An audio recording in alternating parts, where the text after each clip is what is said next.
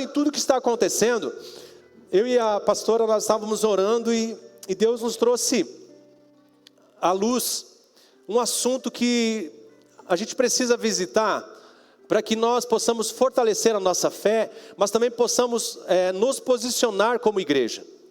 E esses próximos finais de semana, a gente tem 7 finais de semana para trabalhar, mas eu acho que vai dar 8 para completar 2 meses. Nós vamos falar um pouquinho sobre o Deus do extraordinário. Glória a Deus. Vocês já foram visitados por esse Deus do extraordinário? E a gente quer revisitar um pouco dos grandes milagres que a Bíblia narra para fortalecer a nossa fé. Se você olhar para a Bíblia, são 83 grandes milagres no Velho Testamento e mais 80 milagres no Novo Testamento. Sendo que os evangelhos narram de 35 a 40 milagres nominados a Jesus. Mas os historiadores falam que se fosse escrever todos os milagres de Jesus, nós não conseguiríamos carregar a Bíblia, de tantos que foram. Mas ficou registrado alguns para nos lembrar do poder, para nos lembrar de algumas situações em que o Deus do extraordinário está presente com o seu povo. E eu quero falar de um milagre que parece tão pequeno, mas que no extraordinário Deus arruma um ordinário. E você pode dizer, o ordinário, que é isso? Eu quero trazer um pouquinho para vocês, para iniciar e para que fique muito claro o conceito de ordinário e extraordinário. O ordinário são as coisas comuns de nossa rotina, onde nós vemos a graça de Deus quando acordamos, no sol, quando um passarinho canta, quando a gente senta na mesa e tem comida. Isso é o ordinário, são coisas, o culto da segunda, terça, quarta, quinta, sexta, sábado e domingo, isso faz parte da ordem. Portanto, nós achamos que isso é o ordinário. São coisas corriqueiras do dia a dia. O extraordinário, aí sim que Deus entra, é o excepcional, o incomum, que vai além do compreensível, que vai além do natural. Além de extraordinário, é sobrenatural, que é aí que Deus age. Eu trabalhei uma vez com um gestor meu e ele dizia assim, e ele falava quase toda semana isso. Ele dizia, o que é possível, porque muitas vezes quando a gente trabalha no comércio, ou no ramo comercial, nós ficamos ansiosos, né, para cumprir meta, para visitar, não é assim, Sônia? Daí chega dia 20, né, começa a apertar e tem que correr e é no 12 sempre. E eu sempre trabalhei nessa área, 20 e poucos anos nessa área. E esse gestor dizia assim, calma, tem coisas que não adianta nós estressar. Que tem coisas que é impossível. Então assim, eu vou cobrar e ensinar e nós vamos lutar dentro daquilo que é possível. O que for impossível é impossível. Então não adianta nós gastar os nossos neurônios com isso. E de fato, olhando cientificamente, 90% da nossa ansiedade, das nossas preocupações futuras não acontecem. Olha só, se nós pensamos 10 coisas para essa semana, 9 delas não vão acontecer. E nós estamos gastando o nosso neurônio nessa ansiedade desnecessária. A minha filha, de vez em quando, ela já fala sobre o júri que ela vai entrar. Que ela começou a estudar faculdade de Direito esse ano, 6 meses. Pense numa pessoa ansiosa. Mas glória a Deus por isso, porque ela está visualizando o futuro. Mas já seguro que 90% desses casos que tu já resolveu não vai acontecer. E nós deixamos o impossível na mão daquele que fez tudo. Eu fiz um curso esses dias, rapidinho, com o mestre em teologia, e ele disse assim, uma coisa me chamou muito a atenção, ele disse, alguém perguntou para ele sobre o milagre de Jonas, como era possível Jonas ficar 3 dias na barriga da baleia. Daí ele disse assim, olha, você crê em Deus? E o cara que fez a pergunta disse, sim, eu acredito em Deus. Ele disse, então é simples, Deus fez tudo do nada. Por que ele não faria o cara ficar 3 dias alojado dentro de uma baleia? Por que ele não abriria o mar? Aquele que fez tudo do nada, que disse haja luz, separou a água da terra, criou os animais, criou o homem, a mulher. E é esse Deus do impossível que a igreja muitas vezes esquece no dia a dia. Porque a vida está tão boa, a vida está tão confortável. e que às vezes é necessário faltar alguma coisa na nossa vida para que nós possamos ser impulsionados para Deus. Eu costumo dizer e olhar para os problemas como um arco que impulsiona a flecha para o alvo, que é Jesus Cristo. É assim que as pessoas vêm para a igreja. Muitas vezes um problema no relacionamento, muitas vezes um problema financeiro, muitas vezes um problema de saúde. O arco está te impulsionando na direção daquele que pode e vai além do possível. Deus, Jesus Cristo. Agora é só tirar o grave que vai ficar bom. E eu quero ler com vocês, vou tentar fazer essa mensagem em tempo recorde. Ler com vocês o que está escrito em 2 Reis 4, do versículo 1 ao 7. 2 Reis 4, do 1 ao 7. Eu vou ler na versão NVT. Estamos sincronizados. Vamos lá.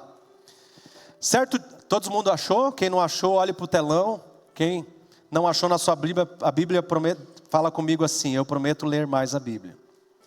2 Reis, vamos lá. Certo dia, a viúva de um dos membros do grupo de profeta foi falar com Eliseu. Teu servo, meu marido, morreu. E sabes que ele temia ao Senhor.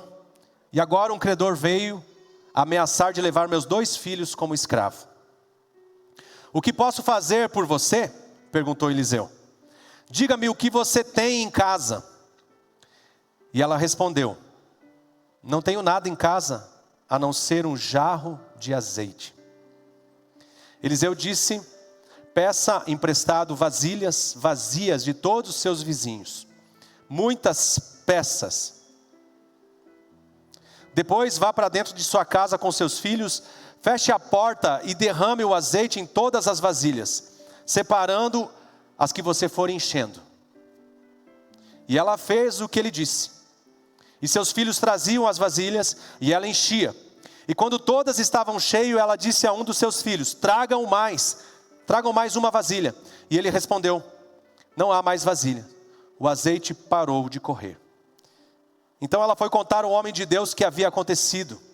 E ele disse: agora venda o azeite, pague suas dívidas, e você e seus filhos poderão viver do que sobrar. Vamos orar? Pai amado, nós estamos diante, ó Pai, da Tua palavra. Ela é pura, ela é verdadeira, Senhor Jesus. Ela é o que nos dá um norte para a nossa vida. Ela, Senhor Jesus, é quem abre os nossos olhos e muitas vezes nos posiciona, Senhor Jesus, a entender que existe um Deus sobrenatural, um Deus do extraordinário que age em nossas vidas, Pai. Senhor, mas nesse momento, ó Pai, eu te peço que o Teu Espírito Santo seja o filtro daquilo que eu vou falar, daquela mensagem que o Senhor colocou no meu coração, para aquela mensagem que o Senhor precisa falar ao coração dos Seus filhos nessa noite, Senhor. Derrama sobre cada um do entendimento, segundo a Tua vontade, conforme o Teu Espírito, ó Pai, deseja, que cada um aprenda e saia daqui melhor, ó Pai, em nome de Jesus. Como eu falei, há um risco muito sutil na nossa igreja contemporânea, de nós querer um Deus, ou transformar um Deus do extraordinário em ferramentas para resolver o ordinário da nossa vida. É muito comum, às vezes a gente ora para Deus: Deus, eu estou atrasado, segura o relógio para que eu não chegue atrasado no meu trabalho. Sendo que o ordinário era você acordar 10 ou 15 minutos antes. Senhor, esse mês não vai dar para pagar minhas contas, Senhor Jesus, diminui meu cartão de crédito ou multiplica os meus ganhos. Sendo que o ordinário era você ter uma organização e não gastar mais do que você ganha. E nós normalizamos esses pedidos a Deus, diminuindo muitas vezes o que nós pensamos de Deus. Deixamos de buscar Deus pelo que Ele é, e começamos a buscar Deus pelo que Ele pode fazer. Esse texto traz uma lógica muito importante. Veja que o foco não era a dívida, o foco não é o azeite, o foco é a revelação de Deus que transcende qualquer entendimento humano. O milagre nunca foi e nunca será o centro das coisas. O centro sempre será Deus. Vocês estão comigo? O centro do milagre, do extraordinário, do sobrenatural, sempre vai apontar para Ele, para Deus. O Deus do extraordinário não se define pela nossa necessidade, gente. Temos muitas necessidades, temos muitos pedidos, temos muitas súplicas. Veja, ela falou assim para o profeta: meu marido morreu e o credor veio. Está aqui o problema. A necessidade é real, urgente e legítima. Mas Deus, eu costumo dizer que Deus tem um bom humor, né? Ele não responde a pergunta com uma resposta, Ele responde uma pergunta com uma outra pergunta. E eu falo Deus porque na época Deus falava através dos profetas. Então Eliseu era a boca de Deus para aquela mulher. E Eliseu olhou para a mulher e disse: o que você tem em casa? Deus não é governado pela nossa crise, meus irmãos. Deus não é governado pela nossa necessidade. Ele reage. Ele não reage, aliás. Ele age a partir da sua soberania. Ele é Deus. Muitas vezes nós achamos que Deus precisa fazer as coisas exatamente como nós pedimos. E eu não estou falando que é errado pedir. Eu estou falando que muitas vezes nós não sabemos pedir. Nós não sabemos encarar o processo de Deus nas nossas vidas. E nós ficamos magoados se Deus não responde aquilo como nós queríamos que fosse. Nós reduzimos Deus ao gênio da lâmpada, onde uma oração dá direito a um pedido, onde uma oferta, um dízimo dá direito a um pedido financeiro. Ai, mas eu tenho orado tanto, eu tenho lido tanto a Bíblia. Isso não te dá mais crédito do que o outro se seu coração é soberbo e não é humilde. Eu conheço a Bíblia de trás para frente, de frente para trás. Tudo bem, o diabo também conhece. Agora o que difere você do diabo é o teu relacionamento com Deus. E como está teu relacionamento com Deus? Se os teus problemas até hoje não te levaram para perto de Deus, para que você tenha relacionamento, você vai ter mais e mais e mais problemas. E se você já teve problemas e sem um relacionamento com Deus muito firme e sólido, eu vou te dizer, você terá mais problemas, porque Deus está contigo no barco. E a partir disso é que Ele vai forjar o teu caráter, para que um dia você diga assim: as minhas cicatrizes me dão autoridade para falar sobre esse assunto. As minhas cicatrizes me dão autoridade em Deus para falar sobre quem Deus é, o que Ele faz, o que Ele fez e o que Ele vai fazer. Quando nós reduzimos Deus à solução dos nossos problemas, nós perdemos a dimensão da sua grandeza. Nós não entendemos o tamanho do nosso Deus. Nós achamos que nosso Deus é só para nos dar uma vaga de emprego. Nós achamos que o nosso Deus é só para nos sustentar. E se Deus quiser te levar para o deserto, como vai ser? Se Deus quiser tirar o teu coração desse lugar e levar para um outro lugar, como que vai ser? Um dia eu orei para Deus, eu disse: Deus, eu quero me aposentar nessa igreja. Eu nem queria ser pastor, esses dias eu estava falando com Deus sobre me aposentar. E a minha esposa me mandou uma pregação que falava exatamente isso, né? E se Deus quiser te esmagar, se Deus quiser tirar o teu coração e plantar em outro lugar? E eu fiquei pensando: meu Deus, não me tira de Xaxim, eu amo tanto essa cidade, eu amo tanto essa igreja. E nesse exato momento eu senti Deus falando: eu amo tantas pessoas que você não conhece. E se eu quiser te levar para lá? Naqueles dias veio o pastor Alain Delon e a missionária Tamila. E a experiência que nós tivemos com ele, conversando no almoço, dele viveu uma vida olhando para um povo que ele não conhecia. Orando por um povo que ele não conhecia, por um lugar que ele não sabia como que era, ele imaginava que o que era via no mapa. Nasceu, cresceu com esse propósito de ter um coração plantado lá na África. A nossa vida ela é muito boa, né, meu irmão? Nós temos a nossa casinha que Deus nos deu, graças a Deus. O nosso trabalho que nos dá uma condição muito boa. Mas e se Deus quiser levar nós para o deserto, como que está o nosso relacionamento? Nós vamos dizer, não Deus, agora eu não quero mais o Senhor. Sinto muito, você vai morrer sequinho no deserto. Sequinho, sozinho. Agora se Deus te levar no deserto, você diz a Deus, cola em nós que é só sucesso. Nós vamos passar por isso aqui. E lá na frente eu sei que tem uma fonte de água fresca me esperando. Mas tem que passar pelo processo. O Deus extraordinário não depende da lógica humana, meus irmãos. Não depende daquilo. Nós muitas vezes limitamos e pensamos, achamos que pensamos o que Deus pensa. Nós somos muito pequenos e os problemas nos levam para esse lugar. Os problemas que nós enfrentamos nos levam para esse lugar para que nós possamos reconhecer a nossa insignificância perto de Deus. A nossa pequenez perto de Deus. Nós não temos audácia de pensar o que Deus pensa ou como Ele age. Nós temos que ter um relacionamento dentro dos nossos limites humanos. Dizendo, Deus, pela sua misericórdia me alcança. E nesse texto, quando o profeta pergunta para ela, o que você tem em casa? É como se Deus estivesse dizendo, o que você tem para oferecer? O que você tem para oferecer hoje que possa atrair os olhos de Deus para o seu coração? O que você tem para oferecer dentro desse seu coração? Que talvez está cascudo, cheio de mágoa. Brinquei no início do culto, coração peludo. Falta de perdão. O que você tem? Essa viúva respondeu, eu tenho apenas um jarro. Na escrita original, um pequeno jarro de azeite.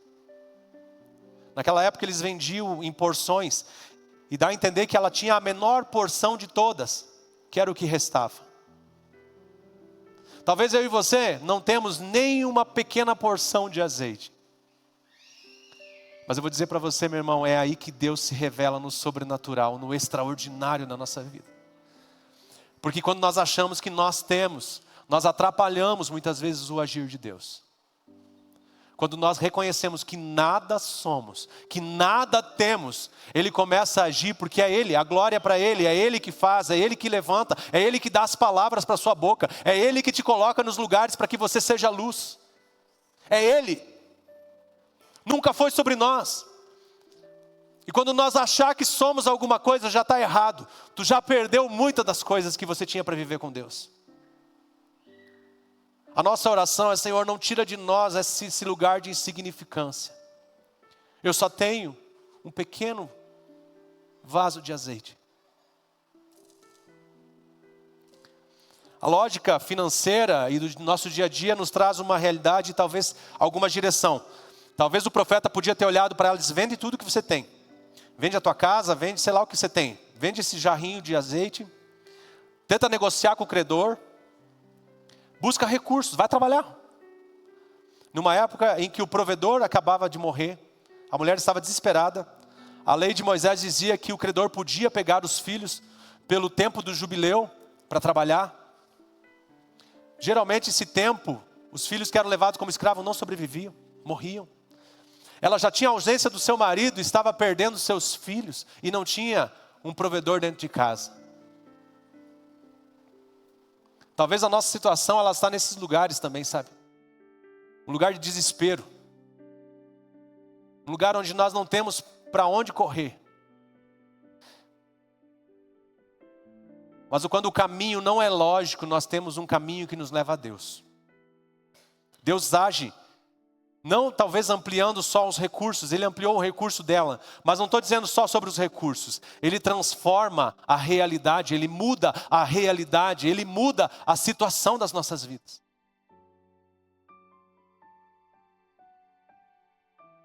Ele nos tira de lugares que nós não deveríamos estar, de vícios, de pecados. Ele nos tira de lugares onde nós estamos afundando na nossa vida espiritual. Porque achamos que não faz mal aquilo. É só uma olhadinha. É só uma espiadinha. O Deus do extraordinário, Ele age num caminho que não é lógico, para mostrar que Ele é Deus. O extraordinário de Deus não é uma extensão do natural, não. É uma mudança que vai além do natural, é o sobrenatural. E uma fé madura, uma fé que eu e você devemos ter, ela não tenta explicar Deus. Até hoje cientistas tentam explicar Deus, explicar os milagres. Tem até uma série no Discovery que fala desvendando os milagres da Bíblia.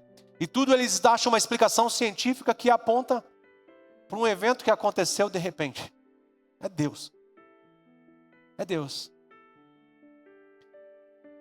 A fé madura, ela se submete ao fato de que Ele é. Ele faz. Ultrapassa qualquer estrutura racional. Por isso que eu falo que nós não conseguimos pensar como Deus. Quando nós olhamos para as situações que nós estamos passando, e a pergunta é, para que Deus? Mesmo que Ele responda o que Ele quer fazer ou Ele vai fazer, nós não iríamos entender.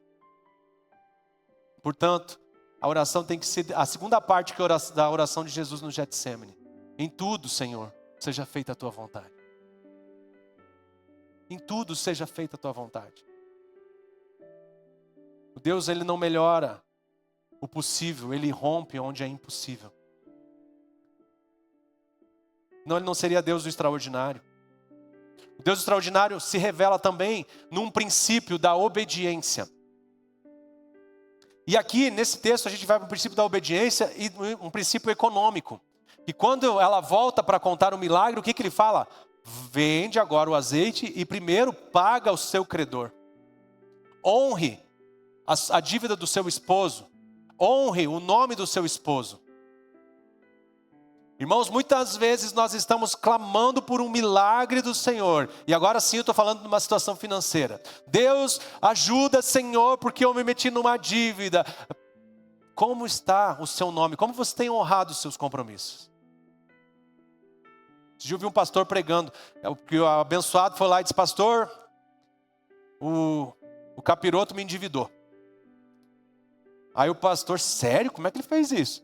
Não, me endividou. Olha meu cartão de crédito aí, ó. 10 mil reais. Aí o pastor disse, então me dá aqui a tua fatura, que o que for do capiroto, eu pago. Vamos ler aqui. Galinha preta, vela, não sei do que, não sei o que. Eu vou pagando, vou riscando, vou pagando. Daí disse que o cara ficou olhando pro pastor assim, tipo, tem nada disso, né? Daí ele disse, é exatamente isso. Não foi o capiroto que endividou, foi você mesmo. Existem princípios na nossa vida que nós precisamos entender que a bênção do Senhor só vem para quando nós estamos em retidão. Para quando nós honramos. O profeta falou, vai e vende. E paga o seu credor. E aqui eu estou falando para você, meu irmão. Se você deve para alguém, corre pagar. Porque não adianta. Deus ouve a oração do justo. Se você não está sendo justo, a tua oração não está passando do teto. E se Jesus vir e você continua devendo, sinto muito, meu irmão.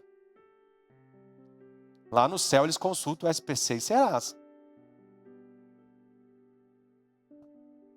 Então, se tiver fora do prazo, eu penso assim, se você comprou pagado dia 5 do mês que vem, Jesus voltar hoje, está tudo bem. Né? Está no prazo, não venceu. Aí Deus que acerta lá. Agora, se era 5 do mês passado e você não pagou ainda e ele voltar, meu amigo, tu vai ficar para pagar a conta. Então, irmão, princípio. Mas também o princípio da obediência. Derrame o azeite. Pensa, você já não tem nada. Aí o profeta olha, vai lá, o que você tem? Pega um monte de vasilha e vira o que você tem. O pequeno jarro de azeite. Eu ia chegar em casa e dizer, se a minha esposa perguntasse, e aí como é que foi lá com o profeta? Eu ia dizer, ele disse que não tem jeito, nós vamos morrer. Porque a nossa fé é tão pequena que ela não admite nós ser obediente ao Senhor. Talvez, na nossa pequenez, na nossa insuficiência, nós não queremos entregar nem aquilo que é pouquinho para o Senhor. Mas eu não sei fazer nada. Eu não tenho talento algum. Eu não sei nem orar. Irmão, você não precisa dar show, é só conversar com Deus. Vou te contar um segredo, e Deus conhece as palavras antes mesmo de você falar. Ele conhece seu coração. A oração que a gente faz é apenas declarar aquilo que Deus já viu em nós. Ele já viu como está o nosso coração, Ele já viu como está a nossa mente. Nós não conseguimos enganar o Senhor, é como Ele olhar para nós e ler um livro. Então sim, você sabe orar, você só precisa dizer: Deus, eis-me aqui. Talvez um pouquinho de azeite que eu tenho, Senhor Jesus, multiplica na vida de outras pessoas, para que o teu extraordinário, sobrenatural, vai além de mim. Obedecer a Deus, às vezes, nos deixa numa situação de crer apenas. Porque a lógica da Bíblia é viver, é chorar para sorrir. É tudo assim. É dar para ganhar. É uma lógica invertida. Por isso que nós temos que ter fé. E as pessoas às vezes chamam nós de louco e eles têm um pouquinho de razão. Mas nós estamos loucos despertos, irmãos, porque nós sabemos o Deus que nós cremos. Nós sabemos o Deus a qual nós dobramos os nossos joelhos e oramos. Nós sabemos o Deus que multiplica o azeite na nossa vida. Que, Senhor, é tão pouco, mas nas mãos do Senhor enche todas as vasilhas possíveis. Nós não entendemos o processo, mas nós precisamos passar pelo processo. Aquela mulher não entendeu o processo, ela participou do processo. É por isso que hoje nós estamos contando a história dela aqui. O problema da igreja de hoje não é a falta de revelação, é o excesso de necessidade de controle. E aqui eu tenho uma crise muito grande e uma crítica aos meus colegas pastores, às vezes, alguns. Esses dias nós estávamos num evento, eu e minha esposa, está na live, quem ouvir, azar, serve de exortação. E o louvor começou, abriu aquele evento, um louvor muito bom. Uma presença de Deus, uma glória de Deus naquele lugar. Tocou 2 canções e eu já estava de joelhos no chão. E eu disse: agora o céu já desceu. Agora, né, só estou esperando o fogo descer também. Vem lá o bonitão. Amém, irmãos, amém, amém, irmãos, amém. O cafezinho lá atrás é R$5, né? Tem camisetas também da missão, né? E eu fiquei pensando, onde é que esse cara estava? Esse controle não acontece só nesses lugares, né, pastor Josué? As pessoas parecem que estão em Nárnia, não estão vendo o que está acontecendo. Essa semana o pastor Eliseu, aquele da Assembleia lá, Rodrigues, falou, né? Foi você que mandou o vídeo para mim? Acho que foi. Ele falou um negócio muito interessante, e isso serve para a nossa igreja. Estou falando para a IB, Xaxim. O pessoal do louvor prepara as músicas, estuda as músicas durante a semana, ou deveria estudar. Ensaia, vem 1, 2 horas antes do culto. As letras estão no telão, o pessoal capricha, o Bruno faz um solo animal na guitarra, o Arthurzinho moendo na bateria, e aí você não canta. Sendo que Deus habita no meio dos louvores. Você é tão controlador que você não percebeu que Deus estava no meio da igreja. E você fica ali assim, tipo, mas eu não gosto desse ritmo, nem gosto de guitarra, né? Irmão, fecha teu olho e resmunga a letra se você não sabe o que é. Adore o Senhor com a tua boca. Você não é mudo. E tinha um mudo que vinha na igreja, que o Adãozinho, que ele cantava também. Então não perca para o Adão. Cante, levante suas mãos. Se você não sabe a letra, um pai com o Adão. Você não se dá o trabalho de abrir a boca para. E se Deus habita no meio dos louvores, não é do teu louvor, porque você está em Nárnia. E essa crise eu tenho, porque muitas vezes eu fico triste, porque se o culto passar de 2 horas, o abençoado levanta e vai embora. E quando passou de 2 horas, eu já sei que ele não está indo chamar mais gente, ele está indo embora mesmo. Nós somos controladores, nós não damos liberdade para o Espírito Santo. Esses dias nós participamos de um culto maravilhoso aqui. A pregação foi o Espírito Santo. O Cris leu a palavra. E a presença do Senhor tomou esse lugar. De um jeito. Nós somos abraçados pela presença do Senhor. Mas nós achamos que nós podemos controlar, nós queremos dar ordem para o Espírito Santo.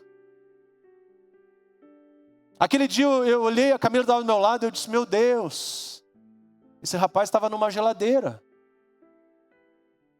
Sabe, era aquele culto para ficar 3 horas, 4 horas. Não tem pressa, era um congresso, era uma convenção, ninguém tinha compromisso depois. Para que formalidade? Se ele estava ali, para que liturgia? Se o que nós queremos é a presença do Senhor, para quê? Mas nós temos que ter uma liturgia, é 15 minutos disso, é 10 minutos daquilo, é 5 minutos daquilo. E se a presença do Senhor passar de 15 minutos, Deus, agora deu, deixa para domingo que vem. Se essa viúva fosse controladora do Espírito Santo, ela ia dizer, eu tenho 5 vasilhas e 5 vasilhas. Ela não ia ver o sobrenatural, ela não ia ver o extraordinário. O profeta disse, vá, cate tudo que você achar de vasilha, traga. E o azeite só parou na última, quando a última estava cheia. Eu e você viemos para a igreja com 3 vasilhas, 1 vasilha, e ainda meio cheia, ou meio vazia. E aí quando começa a derramar, tu não tem mais para onde ir. Porque as outras vasilhas do seu tempo estão cheias com coisas inúteis. Com coisas fúteis. O Senhor está te chamando para a conversão. E Ele está dizendo assim, esvasilha todas as suas vasilhas. Que eu vou derramar do óleo do pouquinho que você tem. Eu quero encher até transbordar a sua vida. Não tente controlar o Deus do extraordinário. Porque você não pode. E quando você acha que pode, você só simplesmente se afastou da onde estava chovendo a presença do Senhor. A minha oração é, Deus, se o Senhor vir, Pai, ache o primeiro chorão que o Senhor encontrar na frente, que sou eu.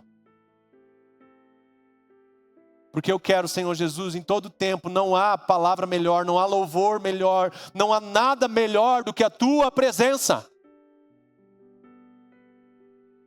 Não me deixe eu limitar o Senhor a 15 minutos, 10 minutos do meu dia, não. Eu nasci para ter relacionamento com o Senhor. Enquanto eu trabalho, eu preciso dizer, Senhor, obrigado, porque eu estou aqui, Senhor, porque o Senhor abriu essa porta. Senhor, esse próximo cliente que eu vou entrar, Senhor, me dá as palavras, para que ele veja que eu sou uma pessoa séria, de Deus, para que ele possa olhar para mim e dizer, eu vou fazer negócio com esse cara, porque ele é de Deus, ele é um cara sério, ele está aqui para abençoar a minha loja, ele está aqui para abençoar o meu negócio.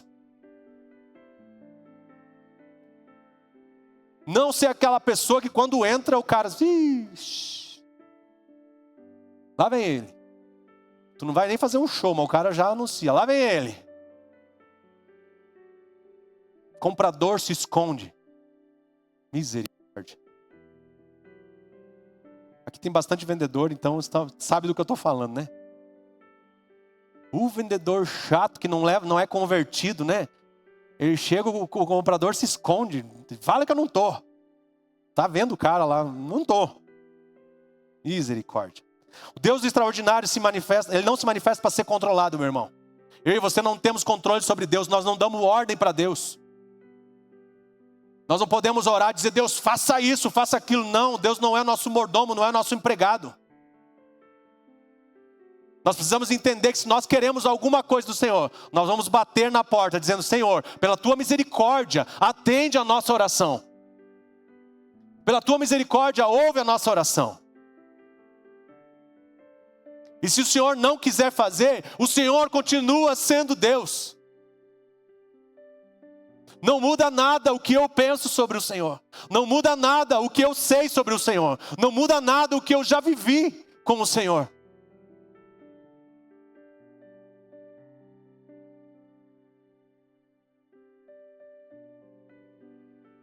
Deus não é um sistema para ser entendido, meu irmão. Ele é uma presença para ser reverenciada. Nós não precisamos entender Deus, até porque nós nunca vamos conseguir. Nós precisamos reverenciar, estar sensível à presença dEle. Dizendo, quando o Senhor vem, as minhas armas caem. Ele me vê como realmente eu sou. Às vezes isso é bom ou é ruim? O Deus extraordinário se revela para ser conhecido, não para ser utilizado. O profeta diz: vivam do que sobrar. Houve provisão, houve solução daquele problema, mas isso não era o ponto final, é uma consequência. O objetivo maior é revelar quem Deus era dentro daquela casa. Deus não se manifesta para nós apenas para suprir as nossas necessidades. Ele se manifesta para ser conhecido em nós e através de nós. Vocês não entenderam. Deus não se manifesta para suprir as nossas necessidades apenas. Mas Ele se manifesta para ser conhecido em nós e através de nós. Se o foco fosse apenas a dívida, o milagre terminaria com o pagamento e nós não estaríamos aqui falando dessa história. Deus não só resolve os nossos problemas, mas Ele se mostra quem Ele é nas causas impossíveis, porque Ele é o Deus do extraordinário. E sabe para que Ele é o Deus do extraordinário? Para mostrar que a glória precisa ser para Ele. Os nossos olhos precisam apontar para Ele. As palmas precisam apontar para Ele. O nosso louvor precisa apontar para Ele. As nossas orações precisam glorificar o nome do Senhor.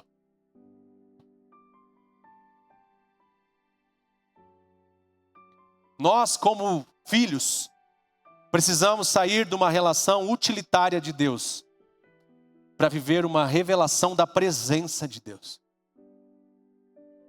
Sabe qual é o maior milagre? Que isso não existe.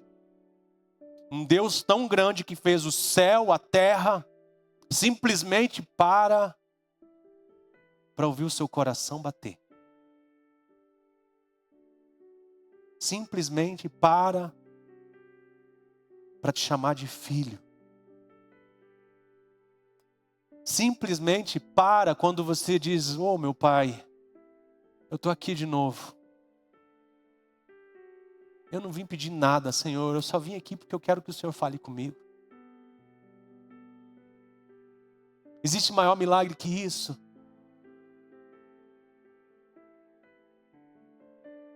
Nós temos orado por um milagre dentro da nossa casa. Mas sabe o que eu tenho aprendido nesses dias? Que não existe maior milagre do que ser chamado de filho de Deus.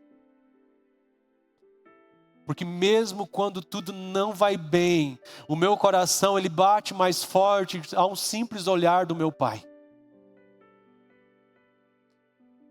A minha pele arrepia quando ele vem. Quando ele sopra. Eu sei que se ele não fizer o milagre, eu vou continuar adorando ele do mesmo jeito que eu adoro até hoje. Porque ele é Deus. A sua soberania vai muito além do que eu penso, do que eu quero. Não estou dizendo que é errado pedir, porque eu tenho dobrado o meu joelho e tenho pedido muito. Eu contei esses dias, eu nunca fui de pedir nada para Deus. As minhas orações sempre foram agradecendo, porque Deus sempre se antecipou a tudo que eu queria, ou tudo que eu precisava. Mas nesses dias eu tenho orado pedindo as mãos de Deus. Senhor, até hoje eu só busquei teus pés, mas agora eu quero buscar as tuas mãos. A oração que Ezequias fez. Senhor, até hoje eu tenho defendido e guardado a tua palavra. Deixa eu viver mais um pouco. Mas se ele não quiser responder com milagre, sabe o que vai acontecer no próximo dia ou no outro dia? Eu vou estar aqui com as minhas mãos levantadas, adorando ao Senhor com todo o fôlego de vida que eu tenho. Porque o maior milagre é ser reconhecido como filho.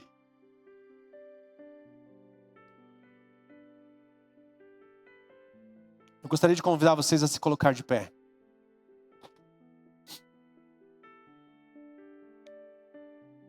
Nós precisamos entender que Deus é o centro de tudo e não o milagre. Deus é o centro e não o milagre. Feche seus olhos. Nessa noite nós falamos sobre o Deus extraordinário. Mas eu quero fazer uma pergunta que leva você a pensar, olhar para dentro do seu coração. Nós queremos o extraordinário ou queremos Deus? Nós queremos os milagres ou queremos Deus? Porque existe uma diferença, meu irmão. A viúva começou com uma necessidade, mas terminou com uma revelação. Ela não apenas saiu da dívida, da dificuldade, mas ela entrou num lugar de relacionamento com Deus. O próprio Deus foi dentro da casa dela. Quando ela fechou aquela porta, Deus estava ali se revelando através daquele azeite que derramava. Você já encontrou Deus? Esse Deus que não é limitado dentro daquilo que nós pensamos. Hoje talvez você chegou até aqui com alguns pedidos. Talvez você precise de uma resposta, de um negócio, de um milagre, de uma cura, de uma intervenção do Senhor em algum processo. E eu vou dizer para você, sim, Deus pode fazer, Ele pode fazer, Ele faz, Ele continua fazendo. Mas o Espírito Santo está nos chamando para algo mais profundo hoje. É para tirar o milagre do centro e recolocar Deus no centro. Se Ele não responder a sua oração, como que vai ser a sua relação com Deus a partir disso? Se Ele não te der o que você tem tanto pedido, como que vai ser a sua relação com Deus? Tire agora o seu pedido do centro e coloque Deus. Porque nós precisamos entender que quando Deus está governando a nossa vida, mesmo no dia difícil, nós estamos vendo e vivendo pelo seu cuidado e pela glória dEle.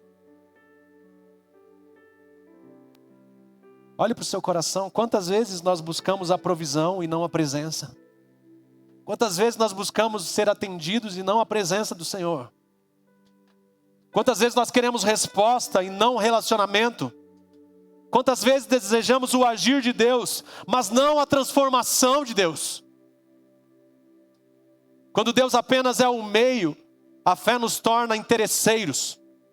Mas quando Ele é o centro, a fé nos torna a uma rendição por completo. O nosso coração, a nossa vida, a nossa casa, a nossa família se dobra ao Senhor. Hoje, meu irmão, Deus está te perguntando. Ele não está preocupado com o seu problema, Ele está te perguntando, eu sou suficiente para você? Mesmo sem o milagre, se o milagre não vier, eu sou suficiente para você? Mesmo se o milagre não vir, semana que vem você vai estar aqui adorando ao Senhor, cantando. O que você está buscando? O milagre ou o Deus do milagre? Isso define tudo na nossa vida. Eu quero convidar você agora, não apenas buscar um milagre, mas dar um passo de fé. Você que deseja uma oração, mas não por um milagre, por Deus. Esquece seus pedidos agora e coloca Deus no centro da sua vida. Coloca Deus no centro da sua vida. Eu sei que existe aqui hoje pessoas que reconhecem que precisam realinhar o seu coração, precisam se realinhar a sua vida com o propósito do eterno, precisam direcionar a sua vida de novo aos caminhos do Senhor. Mas muitas vezes a humanidade